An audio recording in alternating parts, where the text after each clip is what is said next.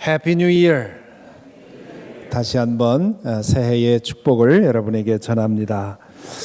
오늘 목회 칼럼에 쓴 것처럼 용서함으로 과거를 보내고 그리고 새로운 계획으로 새해를 맞으시고 그리고 희망으로 미래를 품어안는 여러분이 되기를 바랍니다.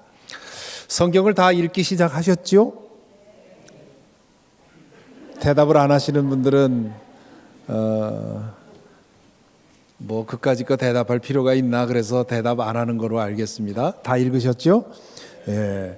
뭐 아직 안 읽은 분이 계시다면 이틀밖에 안 지났습니다. 그러니까 오늘부터 시작하면 됩니다. 앞으로 한 달 반 정도 우리는 창세기부터 룻기까지 읽을 것입니다. 그리고 그게 끝나고 나면 사순절 기간 동안에는 네 복음서와 사도행전을 읽을 것입니다. 성경 통독을 할 경우엔 대개 창세기부터 요한계시록까지 쭉 읽게 되지요. 그렇지만 이번에 저는 신약과 구약을 번갈아서 읽도록 그렇게 진도를 짰습니다. 이미 여러분 읽도록 권고한 성경이란 무엇인가 라는 책을 읽으신 분들은 알겠지만 구약 성경을 읽을 때 신약 성경의 빛에서 읽어야 하고 또 예수 그리스도의 빛에서 읽어야 한다. 그렇게 존 스토트 목사님이 권면하고 있습니다. 그래야 성경을 제대로 볼 수 있다는 거지요. 또한 본 회퍼 목사님도 신도의 공동생활이라고 하는 책에서 신약과 구약을 교차해서 읽는 것이 필요하다고 말한 적이 있습니다. 구약의 약속을 읽었다면 그 약속이 신약에서 어떻게 실현이 되었는지를 읽어야 하고 구약에 나와 있는 율법을 읽었다면 신약에 나와 있는 은혜의 복음이 어떤지를 또 알아야 하는 것이고요. 그리고 구약을 통해서 이스라엘의 실패를 보았다면 신약에서 교회를 통해서 어떤 새로운 일이 일어나는지를 보아야 하기 때문에 신약과 구약을 교차해서 읽어야 된다. 그렇게 말을 했습니다. 그래서 이런 이유 때문에 이번에 신약과 구약을 이렇게 큰 덩어리로 나눠서 한동안 한두 달 구약을 읽었다면 그 다음에 또 한두 달 신약을 읽고 다시 구약을 읽는 식으로 그렇게 짰습니다. 지난 주간에 읽은 창세기 1장부터 11장까지는 우리 이 창세기의 전체 구조로 볼 때 첫 번째에 해당하는데요. 손에 잡히는 구약성서라고 하는 그 개론 책 여러분 권고했는데요. 지금 책이 좀 남아 있습니다. 원하시는 분들 성경을 읽을 때 이 책이 어떻게 된 책인지 내용이 뭔지 어떻게 읽으면 좋을지 안내를 받아가면서 읽도록 권면합니다. 창세기는 크게 세 수로 구분이 되는데요. 1장부터 11장까지는 인류의 기원과 원 역사를 기록하고 있습니다. 그리고 12장부터 36장까지는 이스라엘의 세 족장 아브라함, 이삭, 야곱 세 족장들의 이야기이고요. 그리고 37장부터 50장까지는 요셉의 이야기입니다. 그래서 이제 첫 이틀 동안 우리는 창세기의 첫 장을 첫 섹션을 읽었고요. 이제 오는 주간에는 12장부터 50장까지 창세기의 나머지를 읽게 될 것입니다. 이 창세기 1장부터 11장에 기록된 이야기들은 성격적으로 보면 12장 이후에 기록된 이야기들과 선명하게 차이가 납니다. 특별히 노아 시대 이전과 이후로 인간의 상태와 지구 환경은 현저히 달라집니다. 그러므로 1장부터 11장에 나오는 이야기들을 오늘 우리가 경험하는 인간의 상황과 세상의 상황을 가지고 이것을 이해하려고 하면 안 됩니다. 문자적으로 해석해서는 안 되는 부분이 바로 이 1장부터 11장까지의 내용입니다. 이 인류의 원 역사에 보면 4개의 족보가 나옵니다. 1장부터 11장에 족보가 4번이나 나오는 건 아주 특별한 일이지요. 4장 17절부터 24절에 보면 아담에서 가인으로 이어지는 가인의 후손들의 이야기, 후손들이 소개가 되고 있고요. 그리고 5장 1절부터 32절에 보면 아담에게서 셋째 아들 셋으로 이어지는 가계를 쭉 해서 노아까지 소개가 되고 있습니다. 또한 10장 1절부터 32절에 보면 노아의 두 아들 야벳과 함의 족보가 나오고요. 그리고 11장에 가면 노아의 또 다른 아들이었던 셈의 족보가 나오는데 그게 결국은 아브라함까지 이어지는 족보가 소개가 되고 있습니다. 이 족보들을 읽으면서 이 족보만이 아니라 앞으로 이제 족보가 많이 나옵니다. 그런데 이 족보들을 이해하면서 읽으면서 우리가 두 가지를 생각해야 합니다. 첫째는 누가 누구를 낳았다라고 하는 표현을 볼 때 그것이 항상 아버지와 아들의 관계만은 아니라는 것을 감안해야 합니다. 물론 그런 경우가 많지만 그러나 때로는 3대를 뛰어넘고 혹은 10대를 뛰어넘어서 그 후손 중에 한 사람을 언급해가면서 그 대가 이어지는 것을 설명할 때가 있습니다. 이런 까닭에 이 창세기에 나오는 이 1장부터 11장에 나오는 4개의 족보를 가지고 짜맞춰서 그 나이를 계산해서 지구의 연대와 아담의 연대를 추정하는 것은 이건 아주 잘못된 일입니다. 실수하기 쉬운 일이라는 거죠. 우리 기독교 일각에서 창조론자들이 얘기하는 젊은 지구론이라고 하는 이론이 있습니다. 지구의 역사가 짧게는 6,000년, 길게는 10,000년 정도밖에 안 된다고 하는데 이 계산이 나오는 이유가 바로 이러한 이 족보들을 연결해서 그것을 아버지와 아들로 연결되는 것으로 보고 그 연대를 따져서 이렇게 주장을 하는 것입니다. 또 하나는 우리가 이 족보를 읽을 때 또 하나 생각할 것은 한 제너레이션에서 한 사람 혹은 두세 사람 정도만 소개하고 있을 뿐입니다. 실은 그 제너레이션에 많은 자녀들이 태어났지만 그 자녀들 중에 한 사람을 선택해서 그 계열로 이어지는 그런 족보만을 보여주고 있다는 거죠. 성경을 대충 읽은 사람들은 아담에게 3 아들만 있었다고 생각을 합니다. 가인과 아벨과 셋이 있었는데 아벨은 가인에게 죽음을 당하고 그리고 가인과 셋만 있었다고 생각을 하지요. 하지만 5장에 가면 이렇게 되어 있습니다. 5장 3절에 보면 아담은 130살에 자기의 형상 곧 자기의 모습을 닮은 아이를 낳고 이름을 셋이라고 하였다. 가인과 아벨이 언제 태어났는지는 모릅니다. 세 번째 아들 셋은 130세에 낳았다는 말입니다. 그리고 4절에 보면 아담은 셋을 낳은 뒤에 800년을 살면서 아들, 딸을 낳았다. 아담은 모두 930년을 살고 죽었다. 이렇게 기록이 되어 있습니다. 노아의 홍수가 있기 이전까지 인류의 수명은 보통 이 족보를 보면 800년에서 900년 정도를 산 것으로 되어 있습니다. 이 수치에 대해서도 학자들은 그게 비유다, 과장되었다 등등 이런저런 제안을 해놓고 있는데요. 그렇게 생각해서는 안 됩니다.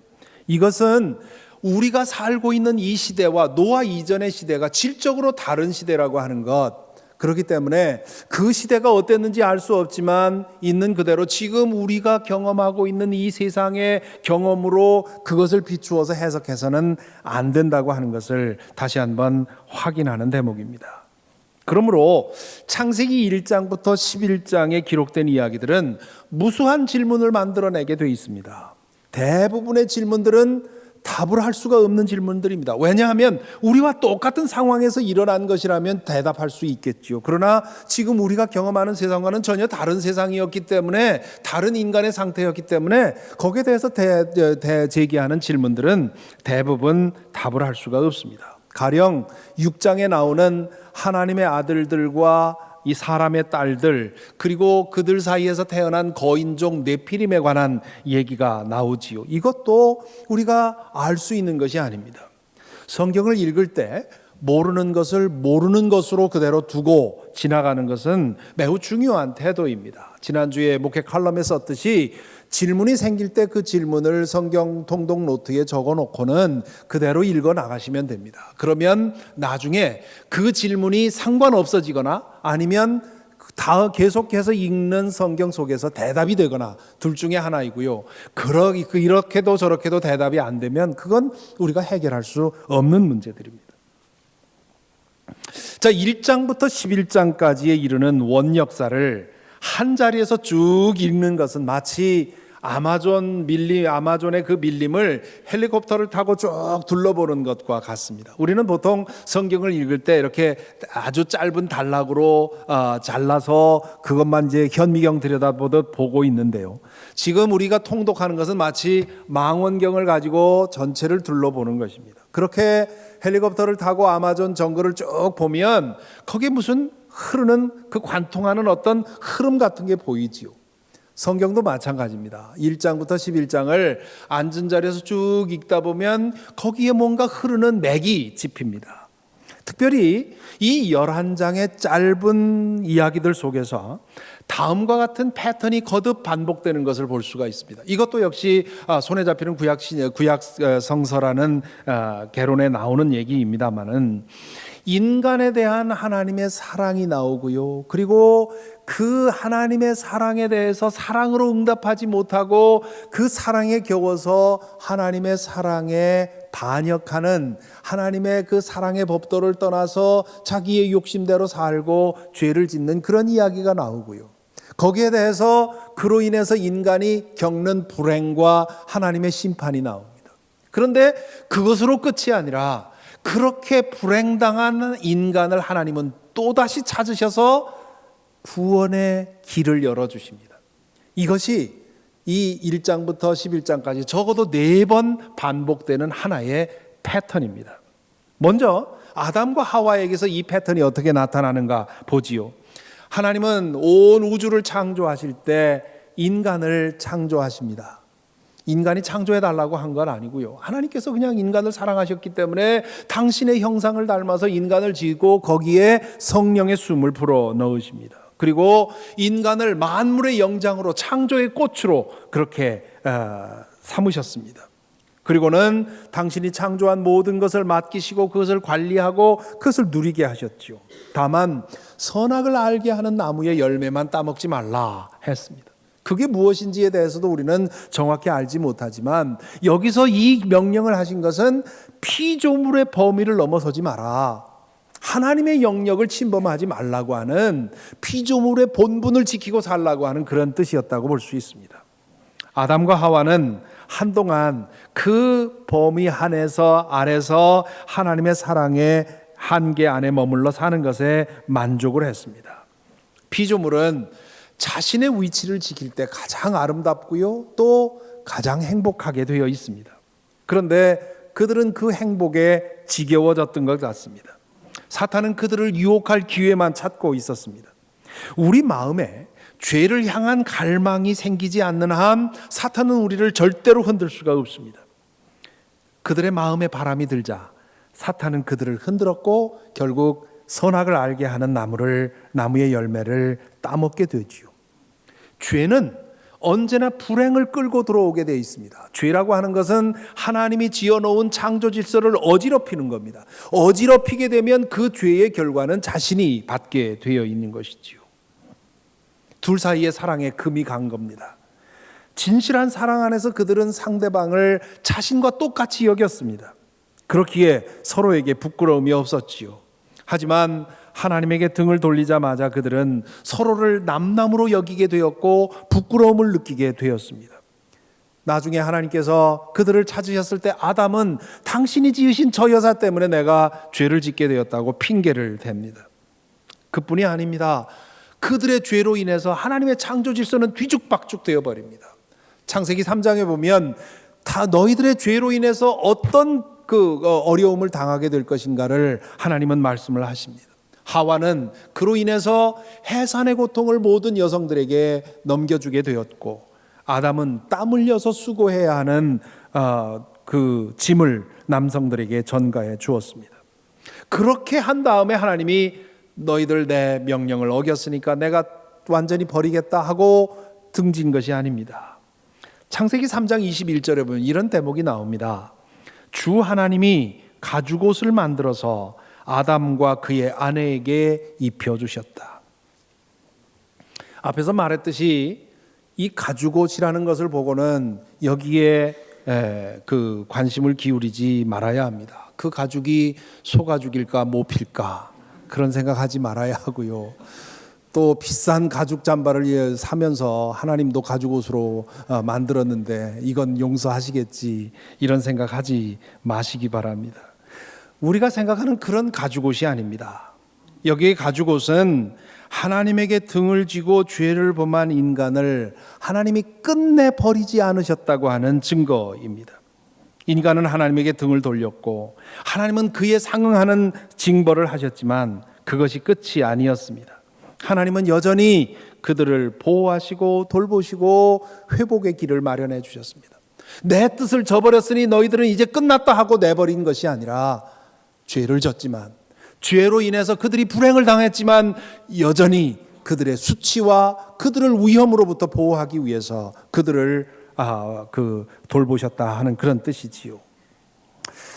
가인의 이야기로 가서도 동일한 패턴이 반복되는 것을 봅니다. 가인은 동생 아벨의 제사는 받으셨으나 자신의 제사는 받아들이지 않는 하나님에게 분노했습니다. 이럴 경우 바른 자세는 뭡니까? 내가 뭘 잘못했을까? 내가 어떤 점에서 부족하길래 내 동생의 제사는 받아들여졌는데 내가 드리는 제사는 받아들여지지 않았을까 물어야 하지 않습니까? 그런데 그는 자기 자신의 잘못에 대해서는 전혀 생각하지 않고 다른 사람에게 핑계를 댔습니다. 이것도 역시 오늘 우리에게서 보는 패턴 아닙니까? 우리가 어떤 잘못을 했을 때 우리가 먼저 해야 할 일은 나 자신을 돌아보면서 나의 잘못은 무엇인가를 찾아보아야 하는데 우리는 다른 사람에게 분노하고 다른 사람에게 핑계를 대지요. 그러자 하나님께서 가인에게 이렇게 경고하십니다. 어찌하여 내가 화를 내느냐? 얼굴빛이 달라지는 까닭이 무엇이냐? 내가 올바른 일을 하였다면 어찌하여 얼굴빛이 달라지느냐? 내가 올바르지 못한 일을 하였으니 죄가 너의 문에 도사리고 앉아서 너를 지배하려고 한다. 너는 그 죄를 잘 다스려야 한다. 죄의 본질에 대해서 이것처럼 정확하게 말할 수가 있을까요? 죄는 나의 문지방에 도사리고 앉아서 빌미가 생기기만을 기다리고 있습니다. 아담과 하와의 마음에 죄를 향한 욕망이 생기자 사탄이 그들을 넘어뜨린 것처럼 죄는 우리 문지방에 웅크리고 앉아서 기회를 보고 있습니다. 그것을 늘 기억하고 그 죄에 물리지 않도록 빌미를 주지 말아야 합니다. 하나님께서 가인에게 그것을 경고하고 있는 것이지요. 그런데 불행히도 가인은 그 경고를 무시했습니다. 그 문제 앞에서 자신을 돌아보기를 거부하고 하나님과 동생 아벨에게 분노했습니다. 그 분노가 점점 커져서 자신이 물만큼 커지자 문지방에 웅크리고 기회를 보던 죄가 덥석 물어버립니다. 동생을 들로 데리고 나가서 살해하지요. 경쟁자를 없애면 하나님의 사랑이 자신의 몫이 되는 줄로 착각을 한 것입니다. 하지만 그것은 더 큰 죄로 그를 끌어들였습니다. 가인은 죄로 인해서 불행을 자초한 것이지요. 하나님은 가인에게 그의 죄가 얼마나 이 하나님의 창조 질서를 망가뜨려서 얼마나 큰 불행으로 끌어들일 것인가를 이렇게 예언합니다. 이제 네가 땅에서 저주를 받을 것이다. 땅이 그 입을 벌려서 너의 아우의 피를 너의 손에서 받아 마셨다. 네가 밭을 갈아도 땅이 이제는 너에게 효력을 더 나타내지 않을 것이다. 너는 이 땅에서 쉬지도 못하고 떠돌아 다니게 될 것이다. 자신이 범한 죄가 얼마나 큰 불행을 가져올지 모르고 욕망에 빠져서 죄를 범했던 이 가인은 하나님의 말씀을 통해서 자신이 돌이킬 수 없는 큰 불행을 불러오게 됐다는 사실을 알게 되지요. 그러면서 하나님에게 이렇게 하소연합니다. 이 형벌은 제가 짊어지기에 너무 무겁습니다. 오늘 이 땅에서 저를 쫓아내시니 하나님을 뵙지도 못하고 이 땅 위에서 쉬지도 못하고 떠돌아다니게 될 것입니다. 그렇게 되면 저를 만나는 사람마다 저를 죽이려고 할 것입니다. 저를 만나는 사람마다 저를 죽이려고 할 것입니다. 이 대목에서 많은 분들이 질문을 하지요. 아니 당시에 사람들이 사람이라고 해봐야 아담과 하와 그리고 가인밖에 없었을 텐데 저를 만나는 사람마다 저를 죽이려고 할 것입니다. 그 사람들은 도대체 누굽니까? 그런 질문을 하지요. 이 질문은 앞에서 지적한 대로 족보에 대해서 잘못 알고 하는 말입니다. 앞에 말씀드린 것처럼 족보에서 언급하는 그 사람의 이름은 오직 그 자손 중에 한 사람만을 얘기하는 것입니다. 아담은 가인과 아벨 그리고 셋을 낳은 후에도 많은 자녀를 낳으며 살았습니다. 이해하기 쉽게 도표로 설명하면 이렇습니다.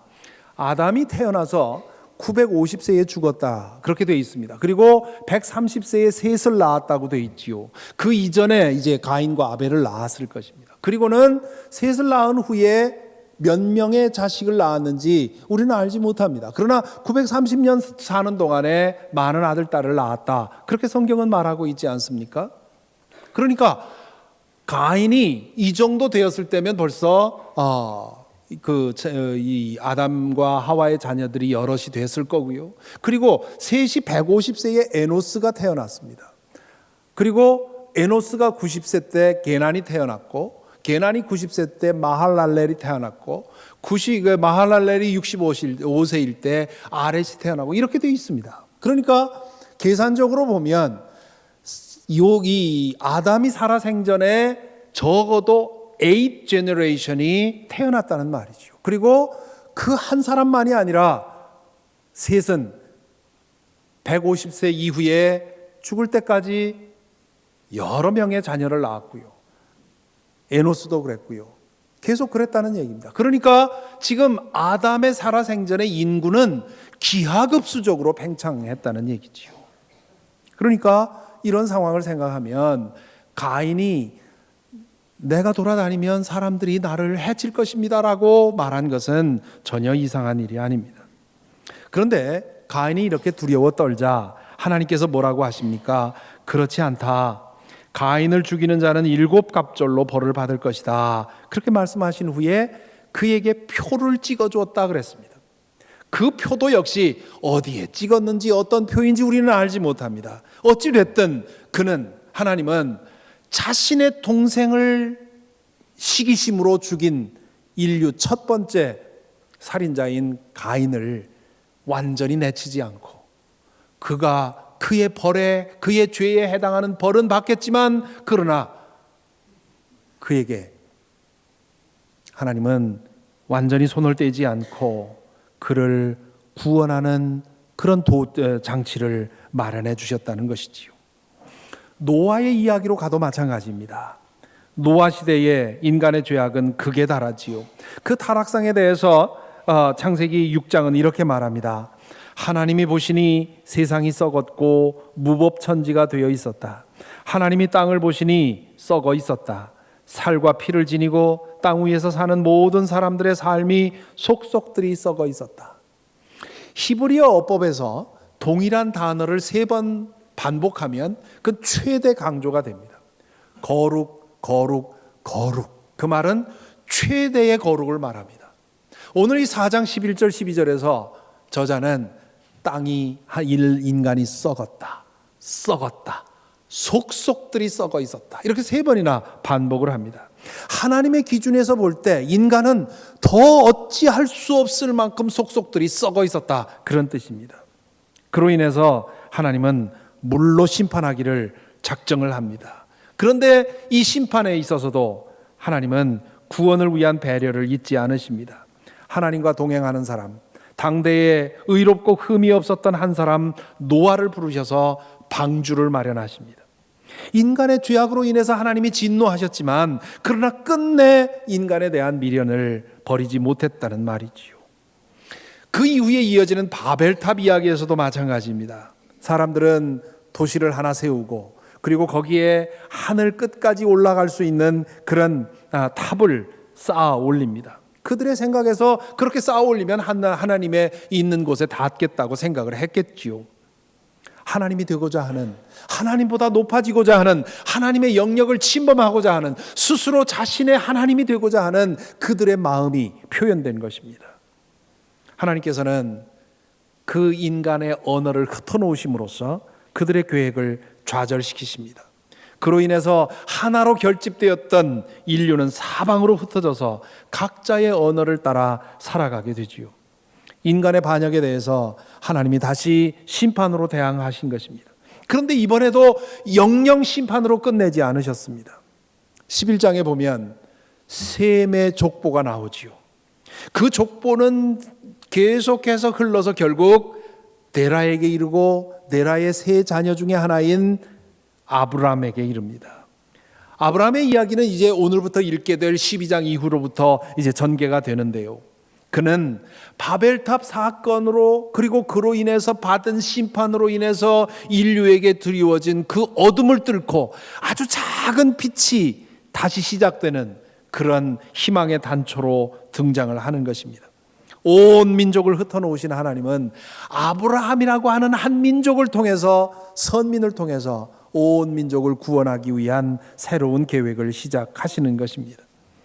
창세기 12장부터 구약성경 마지막까지 이어지는 이야기는 하나님이 새로 세우신 이 선민 이스라엘이 또다시 하나님의 사랑을 배반하고 죄를 지는, 그래서 결국은 심판받는 이야기가 진행이 됩니다. 그렇지만 그 심판의 이야기 끝에 예언자들을 통해서 하나님은 또다시 희망의 이야기를 해주십니다. 예언자들을 통해서 마침내 메시아가 와서 새로운 구원의 역사를 이룰 것이라고 그렇게 얘기를 하지요. 그 이야기가 예수 그리스도에게로 이어지는 것입니다. 구약과 신약의 말씀은 이렇게 흐름이 이어지는 것이지요. 그렇다면 이 창세기 1장부터 11장에 이르는 이 네 번의 반복되는 이야기를 통해서 성경이 우리에게 전해주는 메시지는 뭡니까? 우리의 하나님은 사랑의 맥을 못 추시는 분이라는 뜻입니다. 그것이 성경 전체의 증언이라 해도 과언이 아닙니다. 인간은 하나님의 뜻을 끊임없이 거스릅니다. 그것이 인간의 마음입니다. 우리가 부르는 찬송가 복의 근원 강림하사라는 찬송이 있습니다. 저는 이 찬송을 부를 때 3절 가사를 참 좋아합니다. 3절의 가사를 보면 우리 찬송가에는 그 곡조에 맞춰서 그 번역을 해놨기 때문에 그 원어의 뉘앙스를 충분히 살리지 못하는데요. 조금 그 곡조와 상관없이 원 가사를 조금 바꿔서 번역을 해보면 이렇습니다. 오 주님의 크신 은혜에 나는 매일 빚의 무게를 느낍니다. 주님의 선하심이 족쇄가 되어 내 바람난 마음을 붙들어 매소서. 주님 떠나기를 탐하는 나, 사랑하는 하나님을 벗어나려는 나, 내 마음 여기 있으니 오 받으시고 인치소서. 저 위의 나라에 내 마음을 인치소서. Bind my wandering heart to thee, prone to wander, Lord I feel it, prone to leave the God I love. Here is my heart, oh take and sit it for thy courts above. 여러분은 어떤지 모르겠지만 저는 이 찬송을 부를 때마다 아멘 그렇습니다. 제 마음도 그렇습니다. 제 마음의 많은 부분은 하나님에게 완전히 사로잡혀서 하나님의 것이 되어서 살아가고 싶지만, 그러나 작은 부분 아직도 하나님을 떠나서 내 멋대로 내 마음대로 내 욕심대로 살고 싶어하는 그 바람난 마음이 아직도 고쳐지지 않고 있습니다. 제 마음 좀 더 붙들어 매 주십시오 하는 그런 기도를 하게 됩니다. 그것이 자유의지를 오용한 우리 인간의 마음입니다. 우리는 그것이 우리 자신의 행복을 위한 선택이라고 생각하지만 실은 불행을 선택하는 것이지요. 하나님께서 굳이 벌을 주시고 심판을 하지 않더라도 우리가 죄를 범하면 그 죄는 불행을 불러오게 되어 있습니다. 지난 주간에 읽은 성경만이 아니라 구약과 신약 성경 모두가 증언하는 것이 바로 우리의 바람난 마음, wandering heart입니다. 오늘날 우리가 경험하는 개인적인 불행과 사회적인 불행은 모두 우리의 이 바람난 마음으로 인해서 비롯된 것입니다. 아담의 시대로부터 시작된 불행의 역사가 쌓이고 쌓여서 오늘을 이룬 것이지요. 따라서 이것만을 생각한다면 우리는 희망을 말할 수가 없습니다. 결국 인간은 이렇게 이 세상을 망가뜨려서 지옥으로 만들어 놓고 그 안에서 자멸하게 되어 있습니다. 하지만 성경은 그것을 끝으로 말하지 않습니다. 1장부터 11장에서 특별히 선명하게 드러난 것처럼 바람난 인간의 마음에도 불구하고 하나님은 포기하지 않는 사랑을 우리에게 전해주고 있습니다. 그것이 성경 전체의 주제라고 해도 과언이 아닙니다. 아무리 말썽 부리는 자식이라도 끝내 포기하지 못하는 부모의 심정처럼 하나님은 그렇게 사랑에 약하신 분입니다. 사랑 때문에 쩔쩔매시는 하나님이십니다. 때로 그분은 강한 손을 펼쳐서 심판하기도 하시지만 결국 또다시 살 길을 열어주시는 분, 그분이 우리 하나님이십니다. 그 사랑이 결국 예수 그리스도를 내어주시는 데까지 하나님을 몰고 갑니다. 사랑이 하나님을 이긴 것이지요.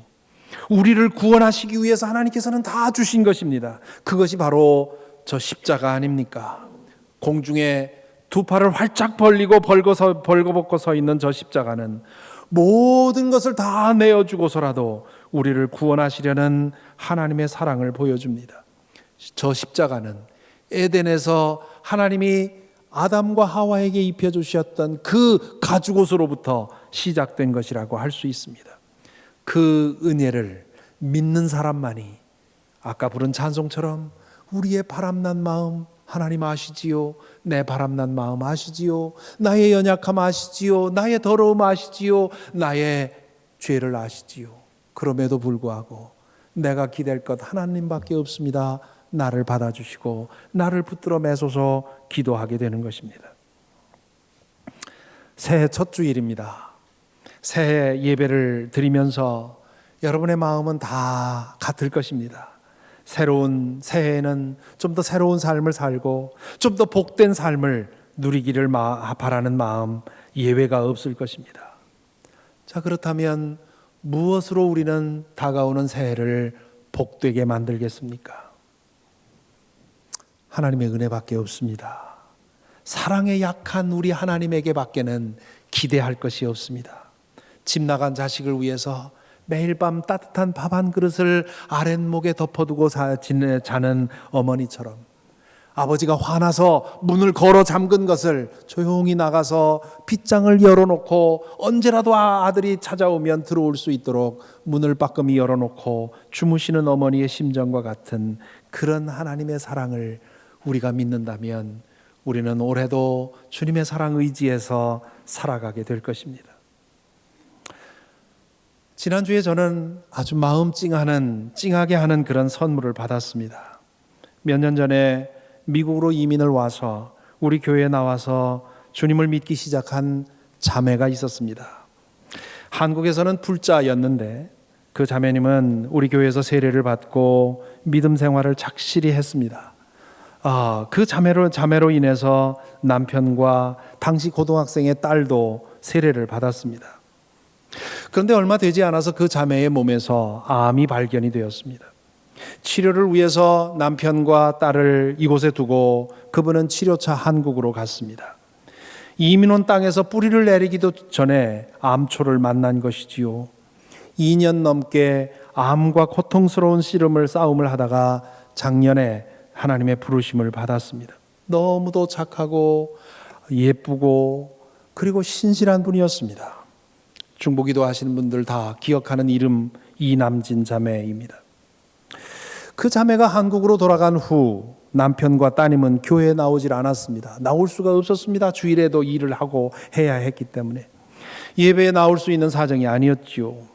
가끔 특별한 예배에서만 남편의 얼굴을 뵈었습니다. 그 자매가 세상을 떠난 후에도 장례를 마치고 와서 딱 한 번 예배를 드리고 인사를 하고 갔습니다. 하지만 그 따님은 더 이상 보질 못했습니다. 저는 이 모든 과정에서 자주 그 따님을 생각하면서 마음 아파했습니다.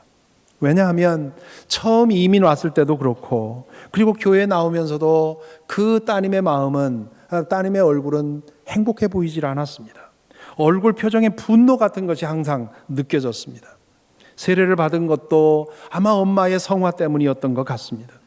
그러니 생각할수록 그 어린아이가 엄마에게 일어난 일로 인해서 얼마나 분노했을까 싶었습니다.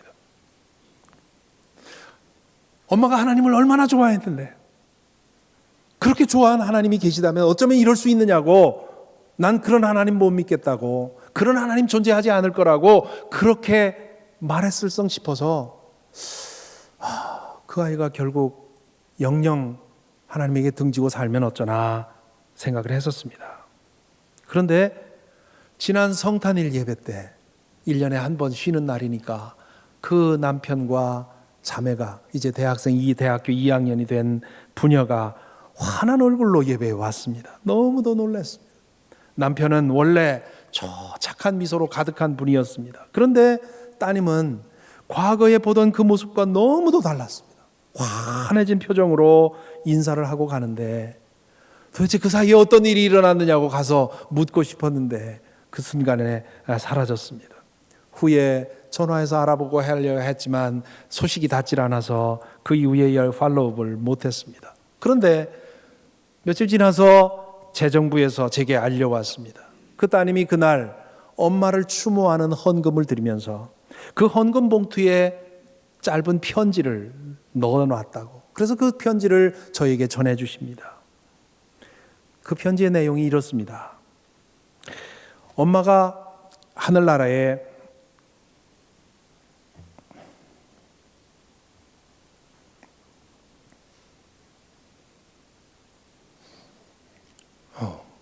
천사가 된 지 1년이 넘었습니다.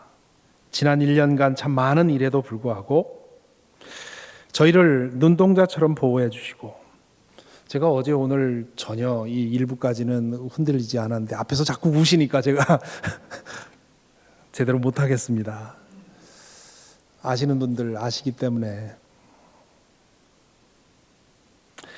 지난 1년간 참 많은 일에도 불구하고 저희를 눈동자처럼 보호해 주시는 하나님의 보살핌 속에서 무사히 시간이 흘러갔습니다. 마음 한편에 텅 빈 공간을 사랑으로 채워주시는 모습에 하루에도 몇 번씩 감사하다는 기도를 드린 것이 생각이 납니다. 받은 사랑을 이 세상의 절반이라도 나눠줄 수 있도록 바르게 살아 하나님의 귀한 뜻에 이롭게 사용되기를 갈망하며 하루하루 열심히 살리라 다짐합니다. 벼랑 끝에서 손 내밀어 잡아주시고 빛 한가운데로 인도해 주시는 하나님께 감사 또 감사드리며, 더불어 저희를 마음에 두고 기도로 품어주시는 모든 분들께도 감사하다는 말을 전하고 싶습니다. 이 편지를 읽고 얼마나 마음에 깊은 감동을 얻었는지 모릅니다.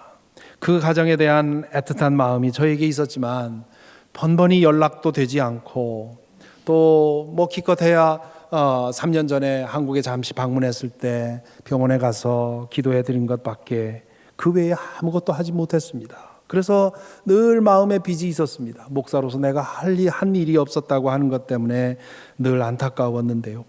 그런데 하나님께서는 그분의 방식대로 그분의 일을 하신 것입니다. 그 따님의 달라진 표정에서, 그리고 이 편지에서 하나님이 분명히 구체적으로 무슨 일인가를 하셨다는 사실을 저는 확인할 수 있었습니다. 그래서 이 편지를 놓고 생각하면서 그런 생각이 들었습니다. 하나님은 마치 저에게 그렇게 말씀하시는 것 같아요. 네가 하는 줄 아느냐? 다 내가 하는 거다. 그러니 걱정하지 마라. 모든 것이 깨어진 것 같고 무너진 것 같은 자리에서 하나님께서 또 다른 방식으로 살 길을 열어주시고 은혜를 주신다는 사실을 그분의 이야기를 통해서 알 수 있었습니다. 사랑하는 성도 여러분, 하나님의 은혜가 이렇습니다. 우리가 믿는 하나님이 이런 분입니다. 때로 우리에게 일어나는 일들 이해할 수 없고 설명할 수 없습니다. 인간의 바람난 마음으로 인해서 이 세상은 앞으로 더욱더 불행스러워질 것이고 비극은 더 많아질지도 모릅니다. 그런 상황에서 우리가 원치 않는 어려움을 당할 수도 있습니다. 이런 세상을 살면서 여러분은 무엇에 희망을 두고 무엇을 믿고 살아가겠습니까? 하나님의 사랑입니다. 사랑에는 쩔쩔매시는 그 하나님의 은혜를 믿는다면, 그렇다면 우리에게 어떤 일이 일어나든, 지금 내 눈에 불행처럼 보이는 일이 일어나더라도 그것에 흔들리지 않고 세상이 줄 수 없는 평안 가운데 감사하며 기뻐하며 살아가게 될 것입니다. 부디 새로운 한 해 저와 여러분 이 하나님 진실하게 믿으십시다. 진짜로 믿어서 하나님이 지금 나에게 일어나는 일들에도 불구하고 끝내 나를 지키시기에 나에게 어떤 일이라도 괜찮아 하나님이 있으니 괜찮아. 그 고백하며 그 평안의 능력으로 올 한 해 살아가게 되기를 간절히 기원합니다. 기도하십시다. 사랑의 주님, 주님의 사랑을 믿습니다. 주님의 사랑에 의지합니다. 그 사랑을 믿고 그 무엇에도 흔들리지 않고 평안의 능력으로 우리의 삶을 다스리게 하여 주옵소서. 예수 그리스도 이름으로 기도하옵나이다. 아멘.